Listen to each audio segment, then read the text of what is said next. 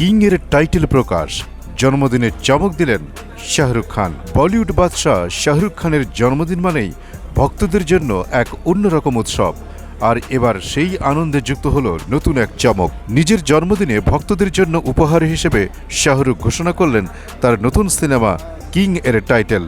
প্রকাশের পর মুহূর্তেই সোশ্যাল মিডিয়ায় ছড়িয়ে পড়েছে উচ্ছ্বাসের ঢেউ।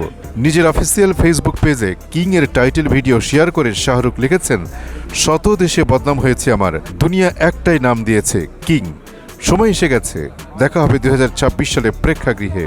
ভিডিওর শুরুতেই দেখা যায় শাহরুখের গভীর কণ্ঠের সংলাপ, কতটা খুন করেছি মনে নাই, ভালো লোক না খারাপ লোক কখনো জিজ্ঞেস করিনি। এই এক সংলাপেই যেন ফিরে এলো ডন, রাইজ আর জওয়ানের সেই কিংবদন্তি ভঙ্গি। কিং এর স্মার্ট লুকে দেখা গেছে শাহরুখকে একদম নতুন রূপে। সাদা চুল, দাড়ি আর তীক্ষ্ণ দৃষ্টি নিয়ে তিনি যেন আরও ভয়ঙ্কর এক রাজা হিসেবে ফিরে এসেছেন। ভক্তরা বলছেন এই চরিত্রে তিনি আগের সব কিছুকে ছাড়িয়ে যাবেন। সিনেমাটি পরিচালনা করছেন সিদ্ধার্থ আনন্দ, যিনি এর আগে পাঠান ও ওয়ারের মতো সুপারহিট সিনেমা উপহার দিয়েছেন।